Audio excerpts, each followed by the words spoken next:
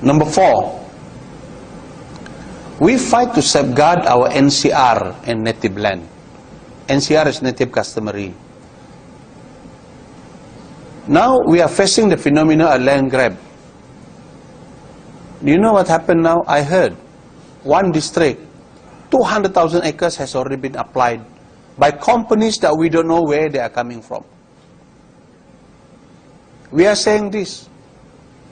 I'm saying this,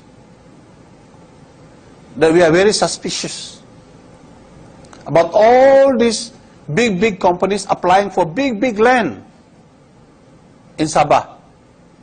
I don't know who is approving them, who is giving the authority for them to even register the application.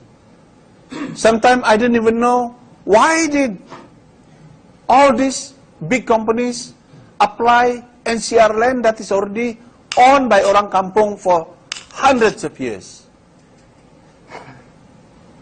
It is happening in my own area in Ulusugut. 3,000 acres.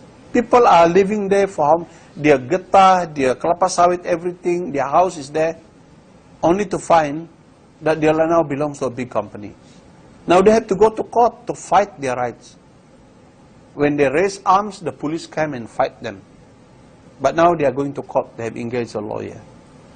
Now, our first action, our government, we will freeze all applications by companies. I didn't say batala, I didn't say cancel, just freeze. To make sure that the application does not affect the NCR, the native customary rights of all Sabahans. We want to make absolutely sure, so within 100 days, beku dulu, freeze.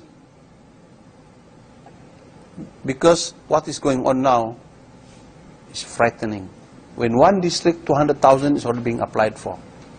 I'm not accusing hasil bumi, or pejabat tanah, or dia of corruption lah. I'm not accusing anything like that. But there are suspicion this is going on, so we want to make sure that we want to protect our NCR land. So the second thing we want to do is we will amend the land law. We will amend the land law to enable us to register NCR. Mean to say, if I have a piece of land, 15 acres, I have my house there, I have my kandang ayam there, I have my trees, everything I have there, I have my rentis, my sempadan, then I have my agreement with my neighbors, and the JKK, Ketua Kampung sign, I want to have the rights to register at the land office. So we will create that they can register while waiting for it is being surveyed, and you have an NT title. So when anybody who wants to apply land, the government must make sure it doesn't intrude into NCR. So by registering the NCR, we are providing proof of ownership. Unlike now, they give it to companies first, then you fight the company. Now different. The company can't even apply for the land because we have established our NCR rights. So we are going to do that. We are going to amend the land code to empower NCR landowners. We will do that to protect our NCR land. And we also want to set up the anti-tribunal. The Chief Minister said tidak perlu. But our government will set up the anti-land tribunal. Why? When there is a dispute about land matters, anti-land, the orang kampung cannot afford to go to Kota Kinabalu. So expensive. So by setting up the anti-land tribunal, the tribunal will go to Ranau. And the village, they can hear the grievances in Ranau. No need to go to Kinabalu. Like the case in Ranau, Ulusugut, they have to come all the way to KK. I can tell you, some of them tidak dapat tidur hotel, tidur di taman bunga saja. Kasihan. And then bila dia mau datang, semua pemilik mau datang. siapa dapat tahan tunggu 2, 3, 4 hari di KK? So we want to set the land tribunal to serve the community. So we disagree with the chief minister who says tidak boleh. We disagree. The moment 100 days we are in government, we will introduce this policy initiative to set up the tribunal.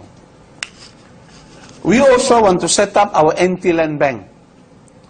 One of the frightening thing about anti-land now is that when our people short of cash, they go to the alung and they always put their land title as guarantee. Often, in 3 months, gone already. They cannot pay. So we want to have an anti-land bank. And this was first mooted out during the Mamagun National Congress launching, where I was the president, then I was the president. There is a demand from our members, the Mamagun National Congress, to set up the anti-land bank. So our government will set up the anti-land bank, where landowners who need money urgently can come to this agency, borrow 10,000 for instance, and put their land. The government is not interested in your land. They just want to keep your land, you don't give it to other people. So, say 5 years, your children go to university. In 5 years, you only pay the interest. If 10%, say 100 ringgit per month. Until such time, you can now go and take back your land. You pay in full. After your children go back from university, then you pay the principal, or you can make other arrangements with relatives. But we want to make sure the land stay in the hands of the owner. So we want to do that because we want to use our power as an negeri to help the anak negeri retain their land.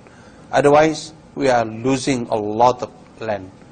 Not only we are losing the right to determine the destiny of our country, we are losing also the right even to determine our land.